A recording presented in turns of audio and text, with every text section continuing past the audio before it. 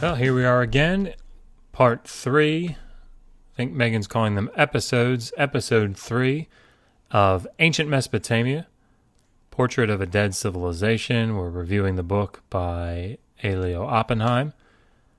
Today we're looking at the players, the major players that are seen in Mesopotamian history. So first I'm going to give you some precautionary notes, things that are really important to keep in mind as we move forward looking at historical sources and trying to piece together history.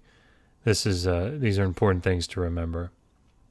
Then we're going to look at the major players briefly, because we're going to get into much more detail as we go through this series. And then finally, some of the other influences on the region. So, some precautionary notes. The information that we have comes primarily from documentary evidence. So when I say that, what I mean is when we're trying to get specific, so much of what we know comes from the texts.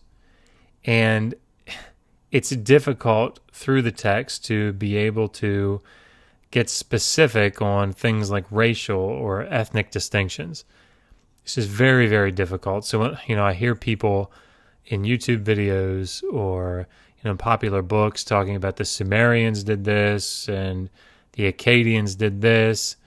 And the difficulty is that, or the Sumerians came from here, or we see the Sumerians doing this. That sort of distinction is extraordinarily difficult, if at all possible, to make, because what we have are the texts to work with, and culture and society the way that it is. There is. Well, we won't get into the specifics of it here, but just suffice it to say it is very difficult to try to identify racial or ethnic lines of distinction in antiquity. And when we think about the written language and we think about the text that we're utilizing, it's not even, we can't really even be certain in all cases that the written language represents what was actually utilized in everyday society. In fact, we know that texts retain orthography and pronunciation long after the spoken word reflected that. And this is the nature of language. And so it's important to keep these things in mind. Another thing that we want to think about is the nature of our evidence. So our evidence tends to be more laser-like than lamp-like. And what I mean by that is, when you go into a room and you flip a light switch, it tends to illuminate the entirety of the room. So the lamp may not cast, a high level of brightness on a particular area, but it illuminates the whole. Whereas if you have a laser or even a high-powered flashlight and you hold it close, it's more of a beam than it is illuminating the entirety of a room. And in the same way, or in like manner, our evidence tends to be more laser-like. So an archaeologist goes and excavates at a site and comes down on a group of tablets. And that group of tablets consists of literary texts and hemorrhagies and administrative texts and incantations and omens and blah, blah, blah, and all kinds of things that really illuminate what was going on at that house. And of course, we can extrapolate from the contents of the texts, and we can draw broader conclusions based on other groups. But the point is that we end up getting these pockets, if you want to call them, of information. And they tend to be very, very bright. They tend to be very illuminated. We get a lot of information from these specific points, as opposed to this broad understanding or broad illumination. Now, that doesn't mean that we can't know things, obviously. So we tend to find, as I said, these archives or groups of texts where scholars focus on their area of expertise. And this is what tends to happen, right? So, for example, with me, my dissertation was on the laments, but these lamentational liturgies in Sumerian. So I was trained as an Assyriologist in the broadest sense. So I learned Sumerian and Akkadian and other, Mesopotamian cultural aspects, and I was tested pretty rigorously on those things. But in the end, when I did my dissertation, Even though I could read Akkadian from all the different periods, all the different genres, and Sumerian from all the periods and all the genres, in reality, I had a more laser-like focus because that's the nature of a dissertation, generally speaking. So I focused on this group of texts that came from one city during one period, and they were a specific genre. So this is the sort of thing that happens.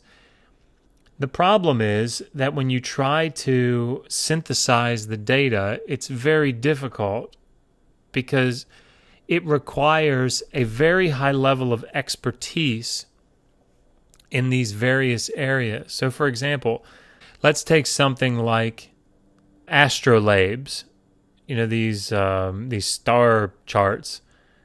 And here, as I say them, I have very little experience with them. They're written in Sumerian and Akkadian. I'm thinking of one now that's in Akkadian. It's a very, very narrow part of the field, right? Because they're cryptic, they're very difficult, and they require a great deal of specialization. That doesn't mean that they're not understood, because there are people that study them. They make their career out of studying these types of things. But one not only has to have an expertise in the type of Akkadian or the type of Sumerian that's used to write that text and that genre, but one also has to know something about astronomy, right? And those are two very different fields. And so even in that sense, being able to have an expertise in astronomy and an expertise in that specific type of Akkadian or Sumerian is very, very difficult. And so when you think about these broader issues like, when did the Sumerians come in? How would we, or did they come in? Were they always there? I mean, these are very difficult questions, and they require a great deal of information to be brought together from many different fields. So, oftentimes, sorry, I'm rambling a bit here, but oftentimes you'll have a subject that requires the knowledge of economics, science, religion, or more. And so synthesis requires bringing these experts together and drawing broader conclusions. And it's always the temptation to stay in your laser-like focus, in which case synthesis tends to not happen.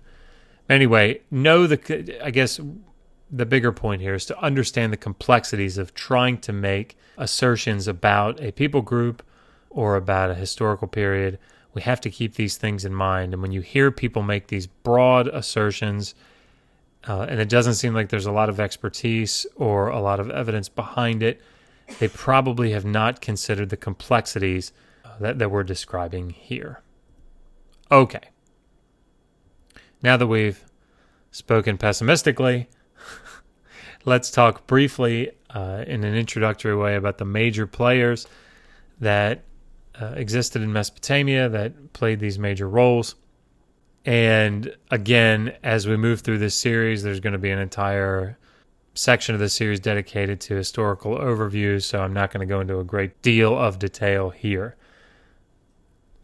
So in the south, in that southern portion that we were discussing yesterday, below where the Tigris and the Euphrates come close together, you have the Sumerians. The Sumerians are generally identified with the south. Later, the south is characterized by the Babylonians, and in the first millennium by the Chaldeans. In the north, however, you generally associate the north with the Assyrians. At a certain point in the second millennium, you have the Hurrians.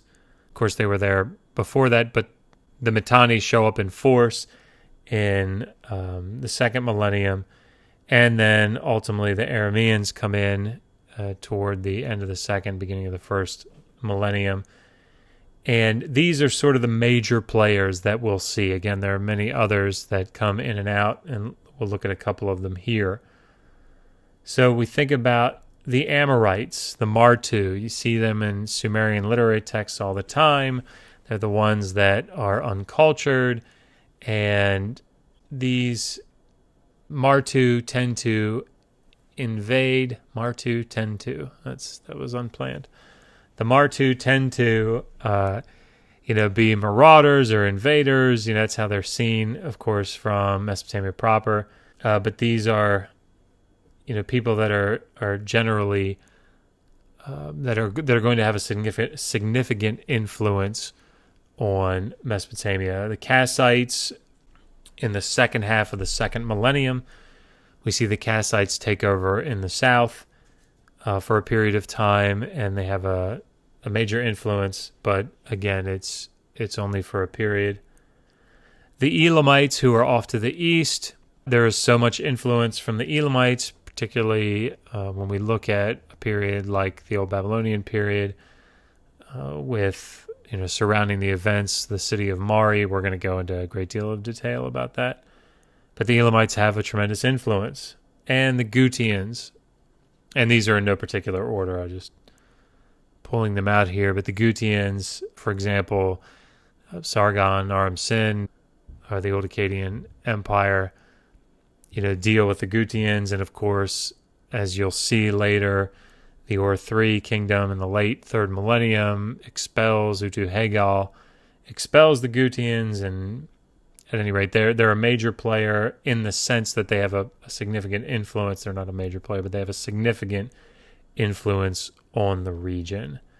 So, how do we summarize this? Writing a history is hard. I mean, that's a good way to say it.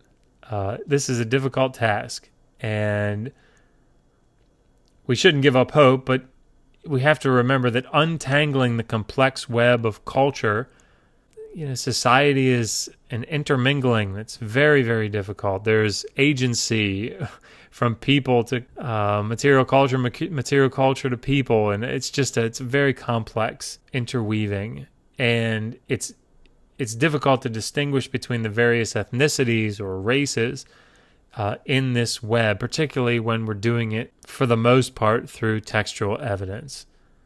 So we all need to bear these things in mind. Nevertheless, there are major players that are involved in Mesopotamian history, and we looked at them divided by the north and the south. Again, we're going to nuance that as we go through, and we're going to note the many other groups that have a profound influence on Mesopotamian culture, society, the land, and its history. So, next week, we're going to be looking at the world around ancient Mesopotamia. So we've started to talk a little bit about the external influences. We're going to go into a bit more detail about what was going on around ancient Mesopotamia that not only influenced them, but was influenced by Mesopotamian culture. So, until next time, resist poor scholarship. Always ask, how do you know that?